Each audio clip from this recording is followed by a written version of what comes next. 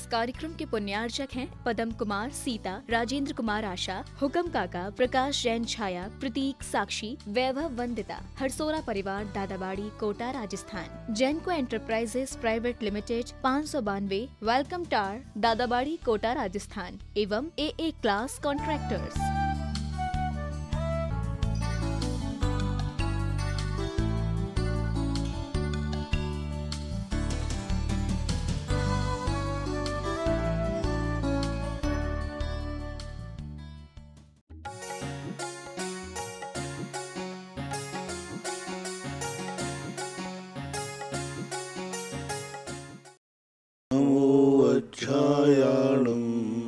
नमो लोये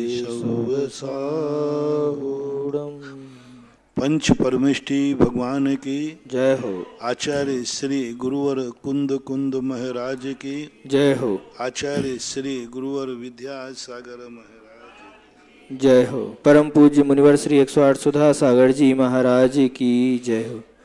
Pendra road Chhattisgarh से वेदचंद जैन पत्रकार, इनकी जिज्ञासा है, महाराज श्री आचार्य श्री पद्मनंदी महाराज कृत पंचविंशतिका के उपासक संस्कार खंड की 36वीं गाथा में साधर्मी से प्रेम का महत्व बताते हुए लिखा है कि जो साधर्मी के प्रति प्रेम नहीं रखते उनकी आत्मा पर प्रबल पाप चढ़ा है तथा वे धर्म से विमुख हैं और धर्माभिलाषी नहीं है।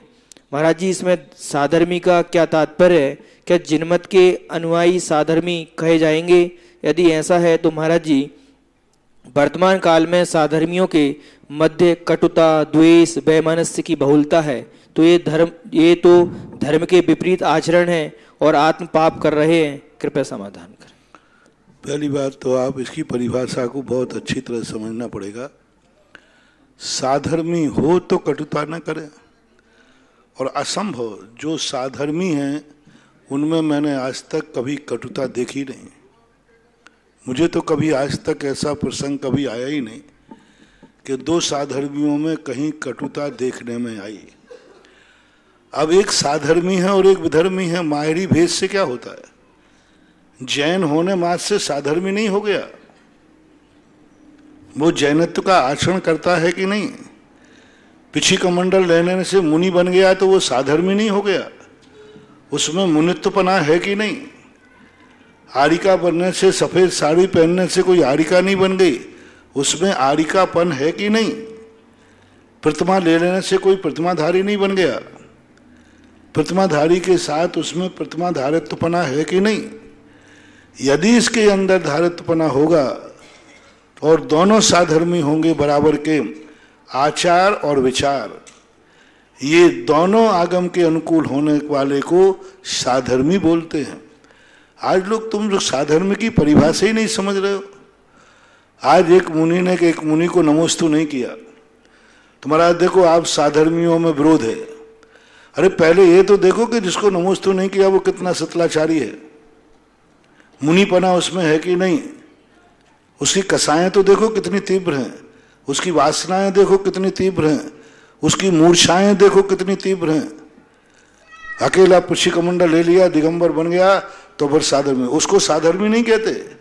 ऐसे साधर्मी के प्रति यदि वात्सल भाव रखते हो तो पूज्यवर कुंद कुंद स्वामी ने कहा कि जो सच्चा साधु है वो भी भ्रष्ट है।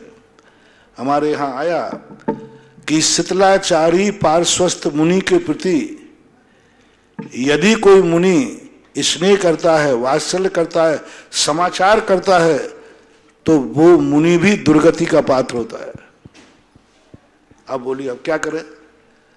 तो साधर्मीपना ऐसा तक आया कि ऐसे कहीं हमने आखिर वो पढ़ा तो नहीं, चर्चा में है कि जो मुनित्वपने से रहते हैं ऐसे मुनियों को मानने से कुभोग भूमि का बंद बताया। पूज्यवर त्रिलोक पढ़ते त्रिलोक सार के अंदर। तो अब ये सब क्या है? पिछे कमंडल तो लिए, लेकिन उसके परिग्रह के प्रति मूर्छा भरी हुई है। ना तो पुलाक है, ना बकुस है, ना कुशील, ना ग्रंथ है। अरे एक मूल गुण में उचित यहाँ तो सारे ही मूल गुण गायब हैं। अकेला पिछी कमंडल है, दिगंबर है, और फिर कहते हो कि महाराज जी सभी मुनि बराबर के हैं। सभी आर्यिकाएं बराबर के हैं, सभी क्षुल्लकाएं बराबर के हैं, सभी जैनी बराबर के हैं, ये परिभाषा नहीं जैनागम की। स्पष्ट रूप से किया, गुणहीन को यदि गुणाधिक वाला सम्मान देता है, समाचार करता है, तो गुणाधिक भी गुणहीन गति को प्राप्त होगा, उसकी वही दुर्गति होगी जो गुणहीन की है। ऐसा पूज्यवर कुंद कुंद भगवान ने श्री प्रवचन सार की चारे चूलिका में और अष्टपहाड़ के अंदर स्पष्ट उल्लेख किया। ऐसे ही गृहस्थ के लिए भी, अरे जैन है और वो शराब पी रहा है, आपका साधर्मी है, जैन है और अभिषेक पूजन ही नहीं करता, जैन है और कोई आचरण रात में खाता है, जैन है और जैनत्व का लक्षण नहीं है, अब उसको भी आप साधर्मी कहते हो? नहीं, साधर्मी की परिभाषा समझें। गृहस्थों में जो बराबर से दोनों षड आवश्यक का पालन करते हैं, निर्दोष, अंतरंग की बात नहीं बता रहा हूं, भी बाहर की, वे दोनों साधर्मी कहलाते हैं। उसमें भी यदि उनकी कसाई की मंदता है तो। इसी प्रकार दो मुनिराज, दो आर्यिका, दो इलक क्षुल्लक बराबर में इनकी चर्या बराबर है। हम कई क्षुल्लकों के पास अब वे गाड़ी में बैठ के आ गए, अब 8 प्रतिमा के बाद ही आरंभ का त्याग हो जाता है। अब क्षुल्लक बनकर गाड़ी में बैठ के आ रहे, क्षुल्लकानी भाई गाड़ी में बैठ के आ रहे। अब ऐसे में क्षुल्लक जी कह रहे हैं, एक बार एक गाड़ी में बैठ के महाराज आए, बोले महाराज जी आपके क्षुल्लक जी ने हमें एक शामी नहीं किया। तो मैंने कहा आप क्षुल्लक हो तो करें, कि महाराज क्षुल्लक तो पिछी कमंडल है, लंगोट है। मैंने सीधा कर मैंने कहा महाराज पिछी है, लंगोट है, दुपट्टा है, यही तो आपके क्षुल्लक जी पास है। मैंने कहा उनके पास तो सब कुछ वही है, लेकिन तुम गाड़ी में बैठ रहे हो और वो गाड़ी में नहीं बैठ रहे। अब यदि ऐसा क्षुल्लक गाड़ी में बैठने वाले क्षुल्लक की प्रतिवंदना करता है, तो जो गाड़ी में नहीं बैठ रहा वो क्षुल्लक भी उसी स्थान को प्राप्त हो जाएगा। अब ऐसे अब कहने को महाराज क्षुल्लक क्षुल्लक है, आप बराबर पर बैठा लो, उनको बराबर व्यवहार करो, समाचार करो, कैसे करें? हमारे पूज्य आचार्य महाराज कुंद कुंद की उस परंपरा को सदा निर्भय कहते हैं, कम से कम बाह्य चर्या तो निर्दोष हो, अंतरंग अपने ज्ञान का विषय नहीं है। इसलिए सबसे पहले साधर्मी, और दो साधर्मी यदि बराबर आचार विचार वाले हैं, हमने उनमें कभी भी विद्वेष नहीं देखा, चाहे वो गृहस्थ हों, चाहे वो क्षुल्लक हों, चाहे प्रतिमाधारी हों, चाहे मुनि हों, चाहे आर्यिका हों। उन दो मुनियों में कभी क्लेश हो नहीं सकता जिस दोनों मुनि के आचार और विचार शाम है, आगम के अनुसार है। आगम के अनुसार चर्या नहीं होने पर ही विसंवाद होता है, और वो विसंवाद आगम सम्मत है। विसंवाद होना ही चाहिए, पक्षपात होना ही चाहिए। यदि इस प्रकार का कई लोग कहते हैं महाराज सब लोग पुछी कमंडल सब मुनियों के प्रति बराबर व्यवहार करना चाहिए, अरे काय का बराबर व्यवहार करना चाहिए? जिसने जितनी साधना उतने नंबर का व्यवहार करना चाहिए। स्कूल में सभी विद्यार्थी पढ़ते हैं, लेकिन एक 99 नंबर लाया और एक 33 नंबर लाया। अब दोनों के साथ बराबर व्यवहार करोगे तो 99 वाला अगले साल 33 लाएगा, वो कहे काय को मर रहे पढ़ करके। 33 वाले को भी वही सम्मान है और 99 वाले को भी वही सम्मान है, तो 99 वाला कहेगा काय को तपस्या करो। इसी प्रकार स्कूल की कॉलेज की मुनिपद में है, जो बड़ी साधनाएं करते हैं और वही सम्मान समाज सबको बराबर देती है, तो जो अच्छी साधना करने वाले साधु हैं वे शिथिल हो जाएंगे। वो कहते कितनी साधना करो सम्मान तो बराबर मिलना ही है। वे कॉलेज सक्सेस होते हैं जिनके अच्छे नंबर आते हैं, उनको गोल्ड मेडल देते हैं, उनको सम्मान देते हैं, और जो 33 नंबर वाले हैं पास हुए हैं उनको कुछ नहीं देते, उसको देते हैं। अगली साल वो 33 वाला आगे बढ़ जाएगा। इसी प्रकार जिन मुनियों की, जिन साधुओं की अच्छी चर्या है उसको अच्छा सम्मान मिलना चाहिए, और जिनकी चर्या घटिया है उनको घटिया सम्मान मिलना चाहिए। परसेंटेज उनकी साधना के ऊपर आधारित होना चाहिए। सभी मुनियों को एक सामान मानना, टके शेर भाजी टके शेर खाजा, अंधेर नगरी और चौपट राजा। अलवर से पंडित विक्रम शास्त्री इनकी जिज्ञासा है, महाराज जी, इंद्र और प्रतींद्र में क्या अंतर मानना चाहिए? चारों निकायों के देवों के इंद्र क्या सम्यक दृष्टि ही होते हैं या मित्र दृष्टि भी हो सकते हैं? कृपया समाधान। इंद्र प्रतींद्रों में थोड़ा अंतर होता है, क्योंकि जैसे सौधर्मेंद्र माना जाता है, ईशान को प्रतींद्र कहते हैं, सनत कुमार और महेंद्र कुमार इस प्रकार से बाएं यानी जो उत्तर में रहते हैं वो प्रतींद्र हैं, जो दक्षिण में रहते हैं वे मुख्य इंद्र कहलाते हैं। इनके वैभव में अंतर रहता है और जो मुख्य इंद्र होते हैं उनके अंडर में, उनके पीछे उनका अनुकरण करते हुए ये चलते हैं, ये अंतर मानना चाहिए। महाराज जी, मिथ्या दृष्टि और सम्यक दृष्टि? सम्यक दृष्टि मिथ्या दृष्टि में प्रतींद्रियों के संबंध में कोई भी निर्णय नहीं है। जितने दक्षिणेंद्र होते हैं वो भी वैमानिक में, वैमानिक जितने दक्षिणेंद्र होते हैं वे सब सम्यक दृष्टि होते हैं और एक भवावतारी होते हैं, दूसरे भाव में मनुष्य बनकर मोक्ष ही जाएंगे। उत्तरेंद्रों के संबंध में ना तो निषेध कथन है और ना विधि कथन है कि वे कितने भाव धारण करेंगे, सम्यक दृष्टि होंगे या नहीं होंगे, इस संबंध की आगम में कोई चर्चा नहीं है। ना कि ये भी नहीं कहा कि मिथ्या दृष्टि ही होते हैं। और भवनत्रक आदि में तो जन्म के समय चाहे वो इंद्र हो और चाहे सामान्य देव हो, सभी मिथ्यात्व के साथ जन्मते हैं और मिथ्यात्व के साथ जन्म करके बाद में सम्यक दृष्टि हो जाते हैं। क्योंकि 9वें ग्रेविक तक अहमेंद्र भी जब मिथ्या दृष्टि हो सकते हैं तो प्रतींद्रियों का मिथ्या दृष्टि होना कोई बड़ी बात नहीं है। अहमेंद्र जो द्वादशांग के पाठी होते हैं, परम द्रगंबर मुद्राधारी होते हैं और 9वें ग्रेविक में पूरे द्वादशांग का ज्ञान है, फिर भी मिथ्या दृष्टि हो सकते हैं, अभव्य हो सकते हैं। तो फिर 16वें स्वर्गों आदि में जो प्रतींद्र हैं इनके संबंध में इसलिए आचार्यों ने कोई निर्णय नहीं दिया। भजनी है, सम्यक दृष्टि हो भी सकते हैं, नहीं भी हो सकते, लेकिन दक्षिणेंद्रों का और लोकपालों का, कुबेर का निश्चित है कि ये सम्यक दृष्टि होते हैं और एक भवावतारी होते हैं। अशोकनगर से निर्मल जैन मिर्चीन की जिज्ञासा है। महाराज श्री आचार्य रविसेन मुनि महाराज ने ज़्यादा प्रथमान योग के ग्रंथ लिखे एवं आचार्य कुंद स्वामी ने ज़्यादा द्रव्यानुयोग के ग्रंथ लिखे। तो महाराज श्री एक आचार्य ने शुद्ध आत्मा की चर्चा की और एक आचार्य ने महापुरुषों के जीवन चरित्र की बात की।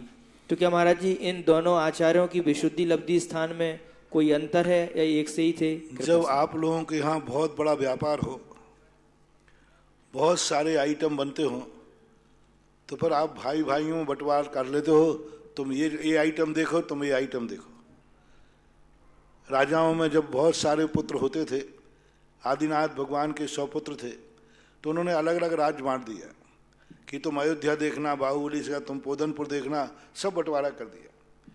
ऐसा ही एक युग था जिस समय कम था और कार्य बहुत था, तो उस समय जिस आचार्य ने जो अनुयोग लिख दिया, दूसरा आचार्य उसको नहीं लिख करके दूसरा काम करता था। उसी को क्या लिखे? एक ही आचार्य सारे द्रव्यानुयोग लिखते तो कर्म सिद्धांत कौन लिखता? सारे कर्म सिद्धांत लिखते तो प्रथमानुयोग कौन लिखता? समय कम था, आयु कम है और सबका ज्ञान धीरे धीरे अभाव को प्राप्त होना है, तो सब आचार्यों ने बंटवारा कर लिया कि जिसमें रुचि हो, जिसके पास जितना अधिक ज्ञान हो वो उस संबंधी ग्रंथ लिखे। दूसरा, इस लिखने से विशुद्धि और संयम लब्धि स्थान पर कोई फर्क नहीं पड़ता। द्रव्यानुयोग लिखने वाले का संयम लब्धि स्थान अधिक है, कर्म सिद्धांत लिखने वाले का कम, ऐसा नहीं। कर्म सिद्धांत लिखने वाले का अलग है, प्रथमानुयोग का कम, चरणानुयोग का कम, ऐसा नहीं है। क्योंकि चारों अनुयोगों के ग्रंथ लिखने वालों का भाव जिनवाणी की सुरक्षा करना है। और ऐसे एक भी आचार्य नहीं है जिन्होंने दूसरे अनुयोग का या दूसरे ग्रंथ का खंडन किया हो। प्रथमानुयोग के जितने ग्रंथ मिलते हैं उसमें कहीं ना कहीं चारों अनुयोग आते हैं, क्योंकि कोई राजा कोई के लिए मुनिराज संबोधन करते हैं तो वहाँ अध्यात्म आता है, चरणानुयोग आता है। प्रथमानुयोग में चारों अनुयोग भरे पड़े, सम्यक दर्शन का, कर्म प्रकृतियों का, सब भरा पड़ा है किसी कथा को लेकर के। और जब चरणानुयोग आदि की बातें आती हैं तो आचरण की बात है, अध्यात्म तक पहुंचने का साधन है। तो ऐसी एक मिथ्या धारणा आज वर्तमान में बन चुकी है कि जो द्रव्यान युग का स्वाध्याय करते हैं वे अधिक पंडित, अधिक गुणकार निर्जा कर रहे हैं, और जो प्रथमान युग का अध्ययन करते हैं वे अभी बाहरी कथाओं में अटके हैं। ऐसी मिथ्या धारणा करने वाले जीव मिथ्या दृष्टि ही हैं, क्योंकि आगम में ऐसा कहीं नहीं लिखा कि प्रथमान युग का अध्ययन करने वाले या लिखने वाले की विशुद्धि कम होती है और द्रव्यान युग की ज़्यादा होती है। आगम में चारों अनियों का स्वरूप एक बराबर रूप से पूज्यवर समंतभद्र महाराज ने सबसे पहले 4 अनियोगों की चर्चा की 2000 वर्ष पहले, और उन्होंने चारों अनियों की महिमा को अपने शब्दों में बखान किया है। इंदौर से महेंद्र जैन की जिज्ञासा है, गुरुदेव सहनशीलता और समर्थन को किस प्रकार संतुलित किया जाए जिससे सही कार्य क्रियाओं का समर्थन कर धार्मिक सामाजिक सहयोग से परमार्थ कार्य सफलतापूर्वक संपन्न किए सकें, कृपया। सहनशीलता तो जब तक व्यक्ति को वस्तु स्वरूप का ज्ञान नहीं होगा उसमें सहनशीलता आ ही नहीं सकती। सहनशीलता एक वो बीमारी है जो अज्ञान से सीधा जोड़ती है, जो कसाय से सीधा जोड़ती है। जितनी जितनी कसाय होगी, अज्ञानता होगा, उतना वो असहिष्णु ज़्यादा होगा, और ज्ञानी होगा, कसाय की मंदता होगी, वो बहुत सहिष्णु होगा। उसको जल्दी क्रोध नहीं आता, जल्दी मान माया नहीं होती, वो तुरंत सापेक्ष लगा लेता है, कोई बात नहीं, इस अपेक्षा से हो सकता है। मान लो उसको जैसे क्रोध की बात आई, इसने ऐसा क्यों कहा, तो वो तुरंत लगा लेता है, नहीं नहीं कोई बात नहीं, हो सकता है इस अपेक्षा से कहा हो, वो हमसे ज़्यादा दुखी हो, परेशान हो रहा हो। तो जो ज्ञानी पुरुष होता है उसका तो तत्व चिंतन तुरंत चला जाता है, उसके मन में ऐसी बातें असहिष्णुता की आती नहीं। इसलिए तत्व की रुचि और अज्ञानता की तरफ और सीधा है तो हमारे यहाँ असहिष्णुता एक प्रकार की कसाय का तीव्रता का उदय का नाम है। जब कसाय में तीव्रता आती है तो उसका गुण स्थान गिर जाता है, नीचे गुण स्थान में चला जाता है, मिथ्यात्व आदि में भी चला जाता है। असहिष्णुता यदि सबकी अलग अलग है, हमारी असहिष्णुता यदि एक अंतर मुहूर्त से ज़्यादा चली जाए, हम कोई टेंशन करें, हमारे मन में कोई क्रोध आ जाए, विकल्प आ जाए, और हम एक अंतर मुहूर्त में न संभाल पाएं तो नीचे गिर जाएंगे। वृत्ति है वो 15 दिन में समेट लेता है, अविरति 6 महीने में समेट लेता है, और अनंतानुबंधी तो छड़ती ही नहीं है, ऐसा मानना चाहिए। जयपुर से अरविंद कुमार जी की जिज्ञासा है, महाराज जी यदि किसी गर्भवती महिला के लगभग 7.5 माह के बच्चे का गर्भ में ही मरण हो जाता है तो उस परिवार को सूतक लगेगा या नहीं, और लगेगा तो कितने दिन का, कृपया समाधान। गर्भ में मरने के बाद, गर्भ में मरते समय उसका कोई सूतक नहीं। गर्भ से बाहर आने के बाद सुआ सूतक चालू होगा। जब वो उसका जन्म हो जाए यानी बाहर निकालने के बाद ही सुआ सूतक चालू होगा। जब तक वह उधर से बाहर नहीं आया सुआ सूतक चालू नहीं होगा, भली मरण का ज्ञान हो भी जाए तब भी। जबलपुर से सुबी जैन की जिज्ञासा है, महाराज जी कुल, गोत्र और जाति में क्या अंतर है, कृपया समाधान। कुल, गोत्र और जाति ये सब अलग अलग चीजें हैं, इनको 2 रूप में देखना चाहिए। कुल और जाति को जब कर्म सिद्धांत की दृष्टि से देखते हैं तो एक जहाँ जीव जन्म लेता है तो 2 प्रकार के परमाणु होते हैं, एक पुरुष जाति के और एक स्त्री जाति के। पुरुष जाति के जो परमाणु होते हैं, शक्त्यंश होते हैं, उन्हें कुल बोलते हैं, और स्त्री जाति के जो संकर परमाणु होते हैं उन्हें जाति बोलते हैं। और कुल और जाति का जहाँ मेल होता है वहाँ जीव की उत्पत्ति होती है। चरणान युग के अनुसार कुल और जाति का अर्थ है कुलाचार, जो वंश परंपरा से चले, उच्च कुल, नीच कुल, जिन कुलों में दीक्षाएं आदि होती आई, जिन कुलों में मुनिराज आदि आहार करते हैं, जिन कुलों में भगवान के प्रति अभिषेक पूजन षड आवश्यक का पालन करते हैं, वे उच्च कुलीन कहलाते हैं।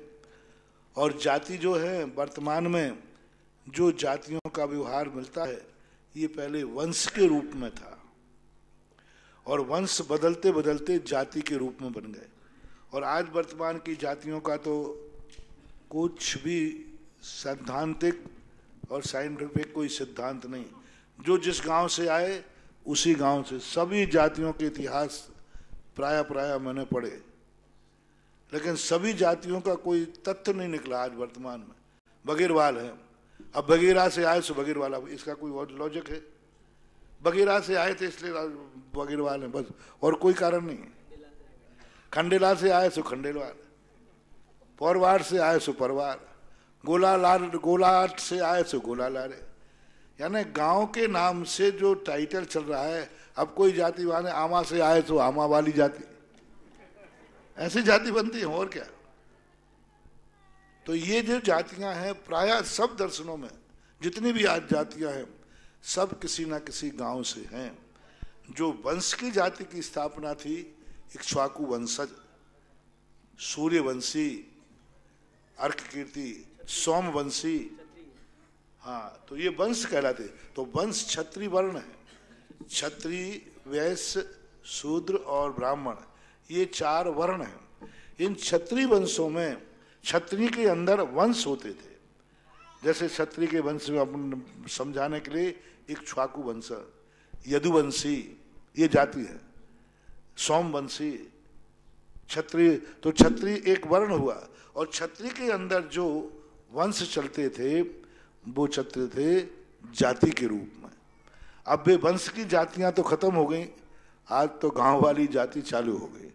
इसलिए आज के जिज्ञासा समाधान इक्ष्वाकु। आज वर्तमान में जितनी भी जैन जाति हैं ये सब पूर्ण रूप से इक्ष्वाकु वंशज नहीं, क्योंकि अर्ककीर्ति ने सूर्य वंश चलाया, बेटा उन्हीं का था। बाहुबली से सोमवंश चला। पद्म पुराण के अंदर दोनों उल्लेख किए, सूर्यवंशी और सोमवंशी। तो इक्ष्वाकु वंशी के 2 भेद हुए, सोमवंशी और सूर्यवंशी। फिर उनके उपभेद होते गए। तो अब इनके लिए वंश खोजने के लिए तो बहुत बड़ा इतिहास खोजना पड़ेगा। महावीर जो थे कश्यप वंशी थे महावीर की परंपरा में। अब आज वर्तमान में कश्यप वंशी है कि सोमवंशी है, अब इतनी पीढ़ियों तक ना तो अपन जा सकते हैं और ना जाने की जरूरत है। अब तो वही एक वंश है, जिनका देव सात गुरु एक है, वो सब एक वंश है। बस सच्चे देव सात गुरु को जो मानता है उन सब का एक वंश है और एक ही जाति है और एक ही कुल है, और जो इससे विपरीत है उनको मानना चाहिए। आज के जिज्ञासा समाधान कार्यक्रम में आप सभी का हार्दिक स्वागत, अभिनंदन। प्रथम जिज्ञासा के लिए राजेश जी जैन गुना, जीरा मनवाले, इनके पश्चात तैयार रहेंगे अनिता जी जैन इंदौर, महानुभाव जिन्होंने सुदर्शनोदय अच्छे तीर्थ क्षेत्र पर 1 कलश की राशि के माध्यम से तीर्थ रक्षक, साथ ही 51,000 रुपये की राशि के माध्यम से आजीवन भक्तामर विधान में अपनी स्वीकृति दी। रिया जी, विवेक जी, रुचि, सर्वेश, चांदी, रजत शाह परिवार मुंबई वालों ने तीर्थ रक्षक और भक्तामर विधान में अपनी स्वीकृति दी है। साथ ही नरेंद्र जी, मंजू देवी, विमला देवी, रेणु जी जैन सह परिवार भीलवाड़ा वालों ने भी 51,000 रुपये की राशि के माध्यम से आजीवन भक्तामर विधान में अपनी स्वीकृति दी है। साथ ही जो सुदर्शनोदय अच्छे तीर्थ क्षेत्र पर स्वर्ण का कार्य हो रहा है, उस स्वर्ण कार्य में श्रीमती ममता जी, कमल कुमार जी जैन गोयल परिवार आवा वालों ने 1 स्वर्ण अंगूठी सहयोग के रूप में देने की भाव बनाए हैं। जिज्ञासा के लिए राजेश जी जैन। मेरे परम उत्कारी गुरुवार श्रद्धेय गुरुवार के चरणों में मेरे तन को, मेरे परिवार को सुख समृद्धि देने वाले, संतुष्टि देने वाले गुरुवार के चरणों में बारम्बार नमन हो, बारम्बार नमन हो। मेरी बेटी ने, मेरी पोती ने आपका एक नया नाम दिया है, कल से वो लगी है सुख सागर महाराज जी। बाकी में आप सुख देने वाले हैं, संपूर्ण जगत को सुख समृद्धि संतुष्टि देने वाले हैं। आपकी कृपा से मेरे बहुत काम हुए हैं। 2013 में जब आपका चतुर्मास गुना में हुआ था तो वहाँ पे मैंने एक बोली ली थी 1 लाख रुपए की, वो मैंने पूरी कर दी है। और आपकी कृपा से फिर यहाँ भी एक बोली भगवान विराजमान करने के लिए उसकी पहली किस्त लेके आया हूँ। मेरा प्रश्न है महाराज जी, 25वें काव्य में तुम्हें आगे अक्षय अनंत एकानेक तथा योगीश ब्रह्मा ईश्वर या जगदीश्वर, ये नाम शंकर ब्रह्मा सब नाम आए तो इनकी सिमिलरिटी वैष्णव धर्म से कहाँ मिलती जुलती है? ये जो संगति बन जाती है ब्रह्मा विष्णु महेश आदि की जो दिया जाता है भक्तांबर आदि पाठों में, ये दूसरे दर्शन से मैचिंग नहीं की गई, ये नाम के अर्थों से मैचिंग की गई। आप ब्रह्मा हैं क्योंकि विधाता है, आपने सारे संसार में जीने की कला सिखाई। तुम शंकरों से तुम शंकर हो क्योंकि सबको आपने शांति प्रदान की। तो इस प्रकार के आप सबके रक्षक हैं। तो जो शब्दार्थ है, इन शब्दों के जो अर्थ हैं वे अर्थ सब आप में घटित होते हैं। दूसरे दर्शनकारों से कोई संगति नहीं बैठ भी नहीं सकती, क्योंकि वहाँ का जो स्वरूप है, वहाँ के ब्रह्मा का जो स्वरूप है वो आपके अरहंत के स्वरूप से सर्वथा भिन्न है। तो वहाँ से संगति बैठ ही नहीं सकती। ब्रह्मा विष्णु महेश और तुम्हारा महावीर का संगति बैठ ही नहीं सकती, उनके स्वरूप में बहुत अंतर है। तो वहाँ पर जो कहा गया, नाम की अपेक्षा से कहा गया कि वास्तविक इसका जो अर्थ है, हे प्रभु वह आप में घटित होता है, दर्शनकारों की तुलना नहीं है। अनीता जी जैन इंदौर, इनके बाद तैयार रहेंगे लाडबाई आवा।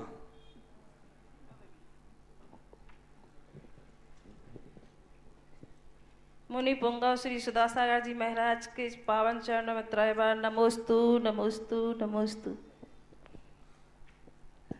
पूरे मोदी परिवार की तरफ से बारंबार नमोस्तु। महाराज जी, यदि किसी को ज्ञानावैर कर्म का उदय हो तो उसके क्षय करने के लिए कौन सा उपाय करें? अच्छी भावना भाव, ज्ञान का स्वाध्याय करो, जितनी शक्ति प्रमाण है उतना स्वाध्याय करो। ज्ञान दान दो, जंदर में जनवाणी दान दो, और जो बच्चे होते हैं दूसरों के बच्चों को कभी पढ़ाने का उपाय करना चाहिए। जैसी जैसी शक्ति हो ज्ञान के क्षेत्र में कार्य करना चाहिए। लाडबाई जी आवा, इनके बाद तैयार रहेंगे अवनीश जैन गुना। महाराज जी नमोस्तु नमोस्तु नमोस्तु। महाराज जी, रात्रि का पानी का त्याग नहीं हो और अष्टमी चतुर्दशी का व्रत करते हो तो रात्रि में 8-9 बजे तक पानी पिए तो उसका व्रत लगेगा या नहीं लगेगा? नहीं लगेगा, क्योंकि उसी दिन अष्टमी चौदश को ही नहीं, सप्तमी की रात को पानी पीते हैं। अब वो व्रत किस रूप में है आपका? मतलब यदि प्रथमाधारी के रूप में है, ऐसे अष्टमी अविरति का है, यदि व्रत कथाओं का है तो शक्ति के अनुसार चल जाएगा।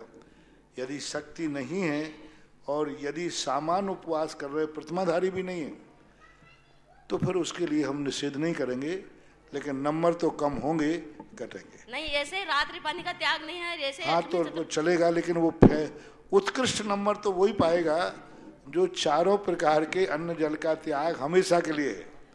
और जितने जितनी छूट है उतने उतने नंबर कम है। 99 से लेकर 33 नंबर तक घटाते जाओ, चलेगा। नमस्ते महाराज। अवनीश जी गुना, इनके बाद तैयार रहेंगे शोभा जैन दमोह। मुनि श्री चरण में मन वचन काय से बारंबार नमोस्तु नमोस्तु नमोस्तु। महाराज श्री, आपने दान के बारे में बहुत अच्छा विस्तृत जानकारी दी, जिसके कारण हम बहुत कुछ अच्छा पा रहे हैं। एक चीज़ और जानना चाहता हूँ, आज के समय में एक नया दान चालू है, उसका नाम है देह दान। देह दान, शरीर का दान, क्या ये उचित है? यदि उचित है धर्म के अनुसार, क्योंकि मेरे पिताश्री ने ये कार्य कर चुके हैं। देखो, दान शब्द लगा देने से वो दान नहीं हो गया। आजकल हर व्यक्ति किसी के भी साथ दान लगा देता है। देह दान होता ही नहीं, रक्त दान होता ही नहीं। अब दान सहा लगाए तो अब तो आजकल क्या दान हो गया? पीक दान, पायदान, हाँ क्या क्या दान हो गए। तो दान लगने से वो धर्म नहीं होगा। देह दान और रक्त दान जो है ये जैनागम के अनुसार धार्मिक रूप नहीं है, ये सामाजिक सहयोग है। इसका निषेध कर नहीं सकते, क्योंकि इससे बड़े उपकार होते हैं। बहुत लोगों की जिंदगी बच रही है। कितने लोगों के अंधे होते हैं, मरते समय नेत्र दान कर देते हैं, उसको आंख मिल जाती है, वो तो जलना ही है।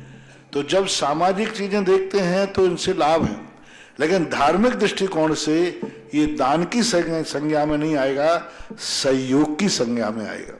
सहयोग, जैसे किसी ने कहा कि मुझे अग्नि जलाने के लिए माचिस दो, तो अग्नि दान नहीं हो सकती, लेकिन मैं मना कर दूं कि कोई को किसी को माचिस नहीं देना चाहिए, तो आपका व्यवहार कैसे चलेगा? तो माचिस देना दान नहीं है, लेकिन नहीं देते हैं तो व्यवहार है, सहयोग है। किसी ने कहा सब्जी काटने को चाकू देना, तो चाकू का कोई दान नहीं होता, इसलिए वो दान की कोटि में नहीं आएगा, सहयोग की कोटि में आएगा। देह दान, नेत्र दान, रक्तदान ये सहयोग है, ना कि ये धार्मिक रूप है। इनको सहयोग ही मानना चाहिए। इससे में कोई पाप का बंध तो नहीं होगा? पाप का बंध तो नहीं है, लेकिन धार्मिक रूप भी नहीं है। नहीं, वो तो ठीक है, जैसे अपन कहते हैं कि देह अपना मतलब मैंने कह दिया ना, किसी ने कहा कि मुझे माचिस देना, तो ये धर्म तो नहीं है लेकिन पाप भी नहीं है, क्योंकि वो भी दीपक जलाने के लिए मांग रहा है। तो ये सामाजिक कार्य है, पाप नहीं होता। नहीं, चूंकि जैसे अपन जब आत्मा निकल जाती है शरीर को अपन अग्नि के दिए देते हैं, तो ये तो सामाजिक है, लेकिन ये हटके जाएंगे तो इससे कोई मतलब ऐसा तो नहीं है कि मतलब अपने शरीर को अग्नि नहीं, पाप नहीं होता इसमें, लेकिन धर्म भी नहीं है। ठीक है। महाराज श्री आपके शिरों में बजरंगगढ़ के शुक्रवार मंडल की तरफ से मन वचन का से परमार नमोस्तु नमोस्तु नमोस्तु। भक्तांबर जी विधान के लिए आजीवन सदस्य के रूप में डॉक्टर कमल कुमार जी, सुधा जी, रोशनी जी, आशीष जी, रूपाली जी, सुशील जी छत्तीसगढ़ के द्वारा भी सदस्यता प्राप्त हुई है। और मंदिर में चल रहे स्वर्ण कार्य के लिए राकेश जी, अनिता जी मोदी इंदौर द्वारा भी स्वर्ण दान दिया गया है। शोभा जैन दमोह इनके बाद तैयार रहेंगे। सौरभ जैन बूंदी। नमोस्तु गुरुवर, नमोस्तु नमोस्तु नमोस्तु। महाराज श्री मेरी जिज्ञासा है,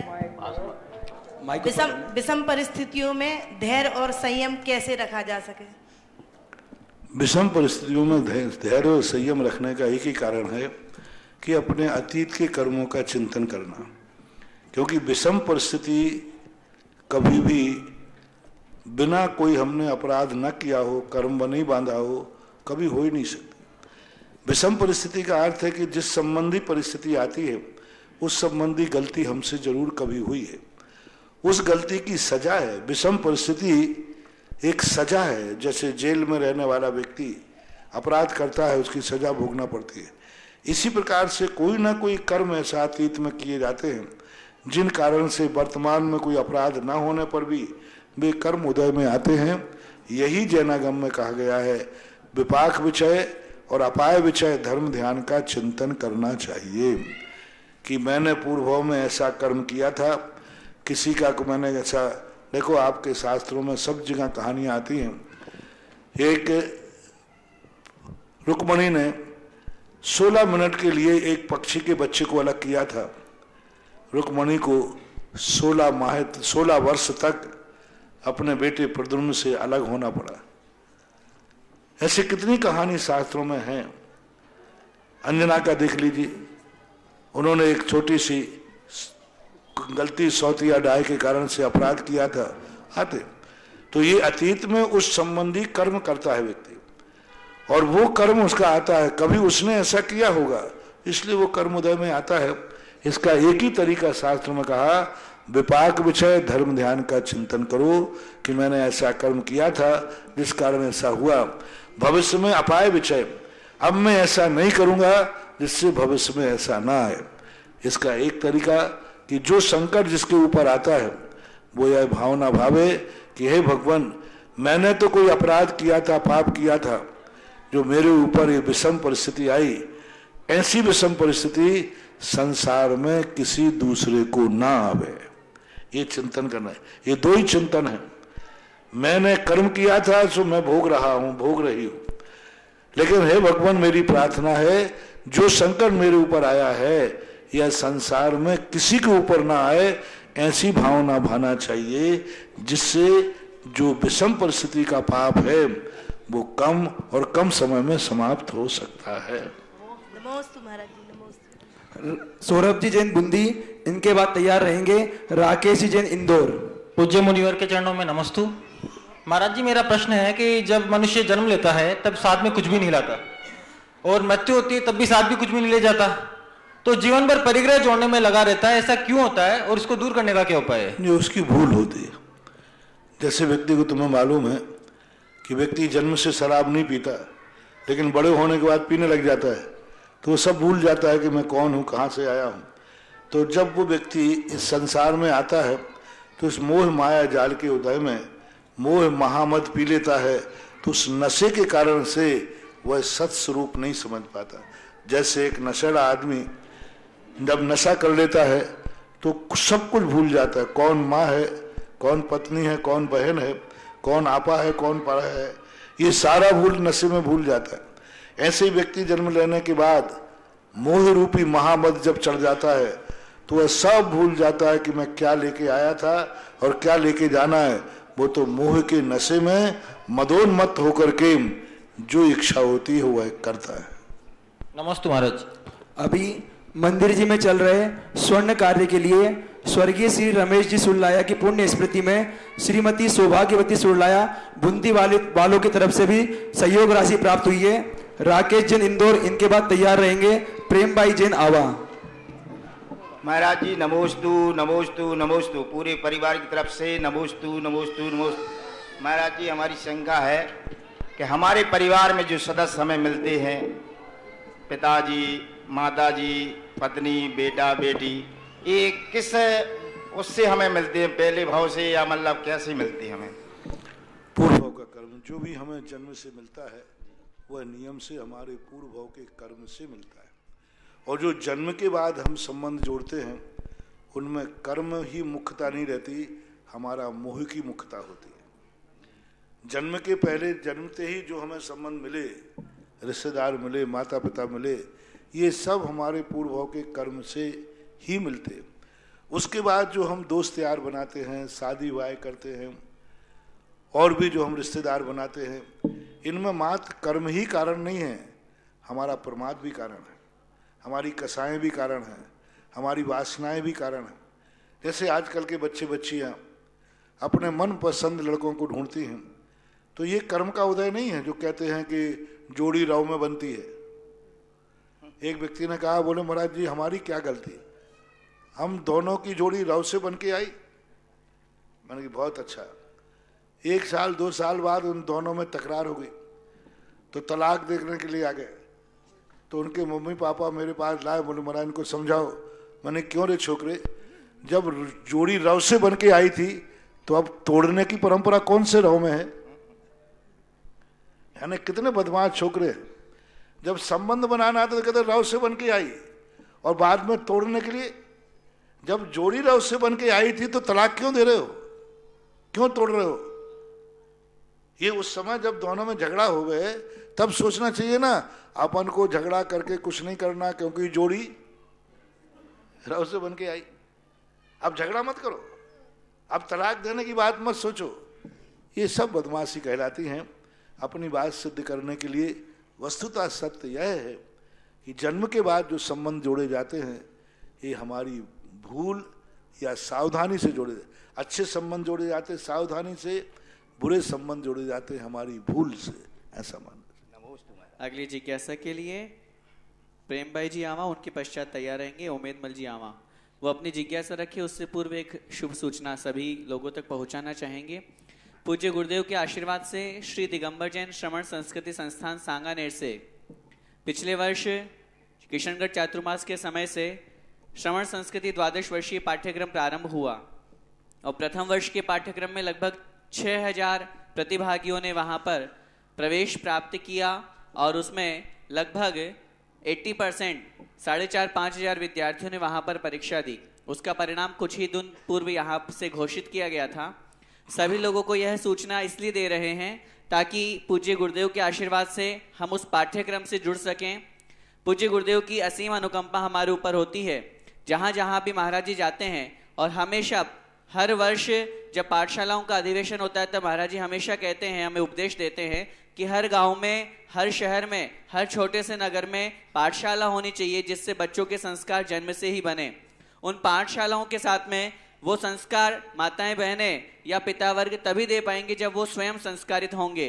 और उनको संस्कारित करने के लिए, उन बड़े लोगों को संस्कारित करने के लिए यह श्रवण संस्कृति स्वाध्याय पाठ्यक्रम प्रारंभ किया गया है।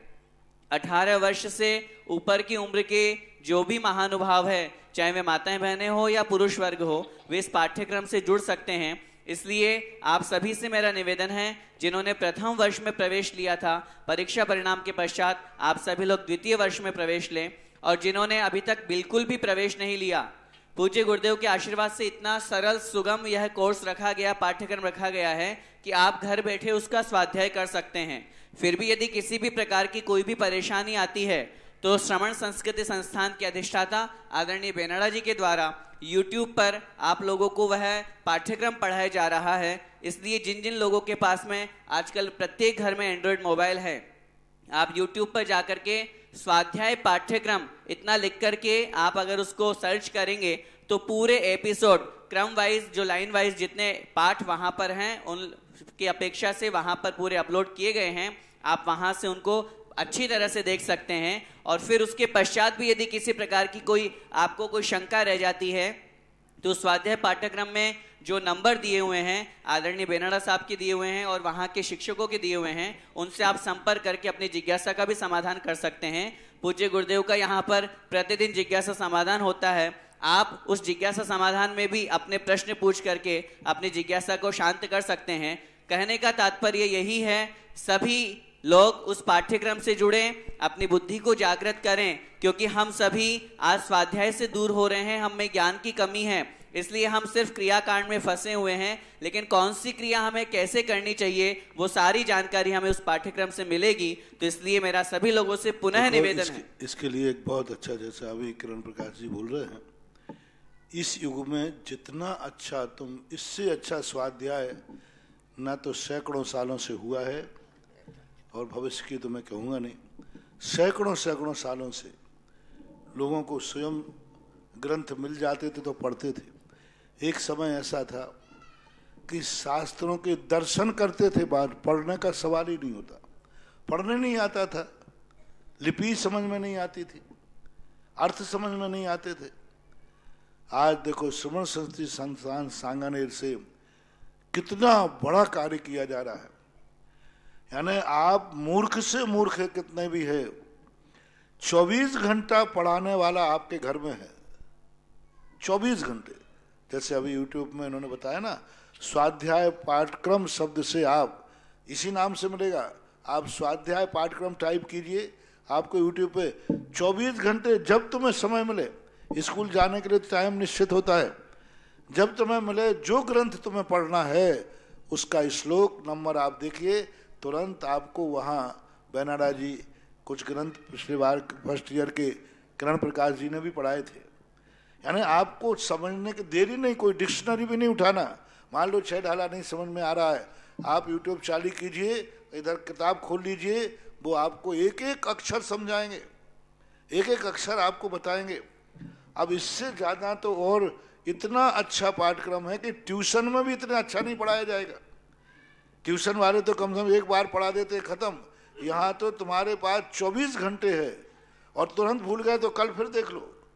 तो YouTube के माध्यम से जो आपको ग्रंथ कठिन लग रहे हैं वे ग्रंथ बहुत सरल कर दिए गए। मूल ग्रंथ जो है समझाने लायक वो समझा दिया गया। प्रथमानुग कोई ज़्यादा समझाने लायक है नहीं, तो आप प्रथमानुग के महापुराण को भारी ग्रंथ मत मानो, उसको तो आपको एक बार कथा के रूप में पढ़ना है। कोई अक्षर सा पढ़ करके आपको उसके अक्षर सा नहीं पूछा जाएगा, उसमें मात्र एक कथात्मक ही आपको पूछा जाएगा। अक्षरात्मक जो कोर्स पूछा जाता है, खाली स्थान भरो या कोई ऐसे जोड़ी मिलाव आदि, ये ज़्यादातर उसमें से पूछे जाते हैं जो YouTube में पढ़ाया जाएगा। तो आपको ये बहुत बड़ी जानकारी है, इसलिए सब लोग स्वाध्याय पाठक्रम से जुड़ो, सब लोग जुड़ो, गांव वाले देहात वाले सब जुड़ो, क्योंकि आपको पढ़ाने वाला घर घर में मौजूद है। तो ये व्यवस्था, और नाम वही स्वाध्याय पाठक्रम। जी महाराज जी। हाँ, स्वाध्याय पाठक्रम वेबसाइट पे जो है, हाँ वेबसाइट पे भी है, यूट्यूब पे भी, इतना डालेंगे स्वाध्याय पाठ्यक्रम और आप सर्च करेंगे तो सारे एपिसोड्स आपके सामने नजर आएंगे। आपको जो एपिसोड पढ़ना हो, जो श्लोक समझना हो, जो छंद समझना हो, वो आपके समक्ष पढ़ाया जाएगा। जिज्ञासा के लिए प्रेम भाई जी आवा। गुरुवर के चरणों में त्रिवार नमोस्तु नमोस्तु। गुरुवर, हे गुरुवर, मेरे मन में आया है कि पुरुषों का और युवकों का तो बहुत सत्कार होता है, बहुत काम करते हैं ये लोग तो, पर मेरे मन में यूँ आया कि 2000 के पहले जो महिलाएं ने ये काम शुरू किया, रविवार के रविवार आना शुरू किया और यहाँ शांतिनाथ मंडल विधान करा करके महावीर जयंती पर यहाँ चमत्कार किया, उन महिलाओं को हे गुरुवर आपके सामने खड़ी करके और उनको आप आशीर्वाद देवे गुरुवर क्योंकि महिला ने ऐसा क्या बिगाड़ा जो उनको कभी आशीर्वाद तो महिला में एक तो यही खड़ी है प्रेम भाई। एक और बता दो, तुम्हारी सहेली कौन सी थी? हाँ, खड़े कर दो सहेली। बहुत सारी महिलाएं हैं महाराज जी जिन्होंने खूब नाच कूद के। तो कल से नाम लेके आओ, उन सबको यहाँ श्री पर चढ़ा के आशीर्वाद यहाँ खड़े कराएंगे महाराज, आपका आशीर्वाद करा दें। क्योंकि ये महाराज श्री, क्योंकि ओम शांति, जो ये जंगली स्थान होते हैं, शुरुआत में कोई व्यक्ति नहीं जाता, धीरे धीरे करके फिर बाद में बढ़ते हैं। शुरुआत में कुछ महिलाएं यहाँ आती थी और कभी कभी कार्यक्रम के रूप में लोग कहते हैं यहाँ गोट बनाने भी आते थे जी, आते थे। कोई सोमवार आता, कोई ऐसे करके आते थे। आप महिलाओं की लिस्ट बनाओ, मैं आशीर्वाद दे दूंगा। हाँ, यहाँ खड़ी करके महाराज ठीक है, करा दो। अगली जिज्ञासा के लिए उम्मेद मल जी आवा, उनके पश्चात तैयार रहेंगे पद्मा जी आवा। वो अपनी जिज्ञासा रखें उससे पूर्व पूज्य गुरुदेव के आशीर्वाद से शांतिनाथ भगवान के सुदर्शनोदय तीर्थ क्षेत्र आवा में जो आजीवन और प्रतिदिन भक्तामृत स्तोत्र का महामंडल विधान का आयोजन करना चाहते हैं, मात्र 51,000 रुपए की राशि के माध्यम से आप आजीवन वह सौभाग्य प्राप्त कर सकते हैं। बांसवाड़ा से हमारे पास में प्रतापपुर से भावी जी कोठारी, अवनी जी कोठारी, निशा जी, नीतेश जी, प्रेमलता जी कोठारी, प्रतापपुर बांसवाड़ा से एक नाम प्राप्त हुआ है। एक बार जोरदार करतल ध्वनि से हम उनकी अनुमोदना करते हैं। साथ में ही बांसवाड़ा से ही बागीदोरा से कमल जी शाह, कन्हैया लाल जी शाह और साथ में पारलिश जी शाह, बागीदोरा बांसवाड़ा ने भी यह सौभाग्य प्राप्त किया है। पवन जी, सुनीता जी, हिमानी जी, हर्षित जी चौधरी परिवार, इंदौर एमपी वालों ने भी 51,000 रुपए की राशि के माध्यम से यह आजीवन भक्तामृत स्तोत्र महामंडल विधान का कार्यक्रम का करने का सौभाग्य प्राप्त किया है। साथ में ही जब शांतिनाथ भगवान के पहले दर्शन करने आए थे चातुर्मास के समय पर, तब स्वर्ण कार्य नहीं हुआ था, लेकिन अब जब दर्शन करने आए तो उनके भाव बने कि पूरा का पूरा स्वर्ण कार्य हो रहा है, तो उनके भाव हुए और उन्होंने एक सोने की अंगूठी उस स्वर्ण कार्य में यहाँ पर भेंट करी है। सभी लोगों से मेरा निवेदन है, हम सब अपनी यथाशक्ति, जितनी हमारी शक्ति है उस अनुसार हम इस स्वर्ण कार्य में भी अपना योगदान प्रदान कर सकते हैं। जिज्ञासा। नमोस्तु भगवान, मेरे और मेरे परिवार की तरफ से त्रिबार नमोस्तु नमोस्तु। हे भगवान, भोग भूमि जीवों के भी नक्केस होते हैं और कुभोग भूमि के प्राणियों के कौन सा गुणस्थान होता है? कुभोग भूमि के गुणस्थान में जन्म तो उनका मिथ्यात के साथ ही होता है नियम से, क्योंकि जितने भी जीव, 2 जीव होते हैं भोग भूमि जाने वाले, मनुष्य और त्रियंश। और मनुष्य त्रियंश जब भी भोग भूमि की नरक मनुष्यायु का बंद करेंगे तो नियम से मिथ्यात के साथ ही जन्मते हैं, क्योंकि मनुष्य त्रियंश सम्यक दर्शन के साथ स्वर्ग जाते हैं, भोग भूमि नहीं जाते। तो यह तो निश्चित हो गया कि चाहे उत्तम भोग भूमि हो चाहे कुभोग भूमि हो, मनुष्य त्रियंश ही जब जाते हैं तो नियम से जन्म के समय मिथ्या दृष्टि ही होते हैं, एक ही गुण स्थान होता है। अब वहां जाने के बाद फिर वो धर्म श्रवण, जाति श्रवण आदि के माध्यम से सम्यक दर्शन की उत्पत्ति कर सकते हैं। कुभोग भूमि जीव वाला भी जन्म लेने के बाद सम्यक दर्शन प्राप्त कर सकता है। तीसरी बात, जिसने पहले से आयु का बंद कर लिया है, ऐसा मनुष्य त्रियंश यदि क्षयोपशम सम्यक दृष्टि है तो उसका सम्यक दर्शन छूट जाएगा मरण के समय। और यदि उसने आयु बंद के बाद छायक सम्यक दर्शन प्राप्त किया है तो मनुष्य त्रियंश उत्तम भोग भूमि में जाएगा, कुभोग भूमि में नहीं। अर्थात आपके प्रश्न का समाधान ये है कि कुभोग भूमि में कोई भी जीव जन्मता है, मिथ्यात्व के साथ जन्मता है, बाद में वो सम्यक दर्शन को प्राप्त कर सकता है। यानी कुभोग भूमि में भी सम्यक दृष्टि जीव होते हैं। नमोस्तु भगवान, नमोस्तु भगवान। अगली जिज्ञासा के लिए पद्मा जी आवा, उनके पश्चात तैयार रहेंगे राजेश जी जिन परासिया। नमोस्तु महाराज जी, नमोस्तु महाराज। महाराज जी, मनुष्य के परम मित्र कौन होते हैं? मनुष्य के परम मित्र कौन है महाराज जी? मनुष्य के परम मित्र, मनुष्य के परम मित्र कौन है? मनुष्य के परम मित्र, मित्र, अच्छा अच्छा। अब भावनाओं की अपेक्षा तो शास्त्रों में बहुत सारे मित्र करे, सम्यक दर्शनी मित्र है और क्षमा आदि 10 धर्म ही मित्र हैं, ये भाव कहे गए। और सांसारिक दृष्टि में पूछा जाए तो देव साध गुरु ही सबसे बड़ी मीत है। मित्र जो है मित धातु से बनता है। मित शब्द का अर्थ होता है जो हमारा सदा अच्छा सोचते हैं, अच्छे विचार रखते हैं, हमारे विकास का कार्य करते हैं, उनको मित्र कहते हैं।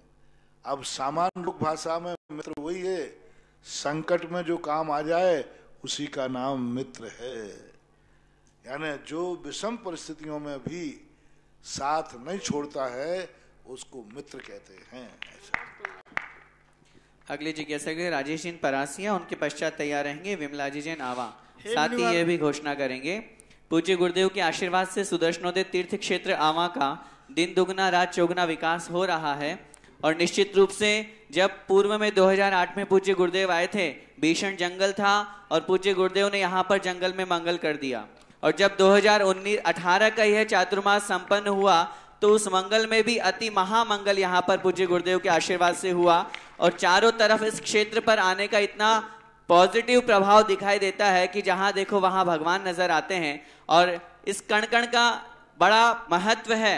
इस ऐसे पवित्र तीर्थ का रक्षक बनने का सौभाग्य जो भी महानुभाव प्राप्त करना चाहते हैं, मात्र एक कलश की राशि के माध्यम से वह अपना सौभाग्य प्राप्त कर सकते हैं। मैंने कल भी निवेदन किया था, अपने परिवार में यदि किसी का जन्म होता है, यदि वह 8 वर्ष अंतर मुहूर्त का होता है, जिसमें जैनी बनने की शक्ति आती, अणुव्रत, महाव्रत और केवल ज्ञान प्राप्त करने की शक्ति प्राप्त होती है, अथवा विवाह की वर्षगांठ या विवाह उपलक्ष्य होता है, अथवा किन्हीं की पुण्य स्मृति होती है, जो संसार के कार्य होते हैं, उन दिनों को भी यदि हम पावन और पवित्र बनाना चाहते हैं तो उस दिन की स्मृति में हम यहाँ पर इस परम पावन पवित्र क्षेत्र पर तीर्थ रक्षक बनकर के यह सौभाग्य प्राप्त कर सकते हैं। यह राशि आप अपनी सुविधानुसार 2, 3 अथवा 5 साल में प्रदान कर सकते हैं। ऐसे परम पावन सुदर्शनोदय तीर्थ क्षेत्र के तीर्थ रक्षक बनने का भी सौभाग्य जो महानुभाव प्राप्त करना चाहते हैं, अपने नाम यहाँ पर भेज सकते हैं।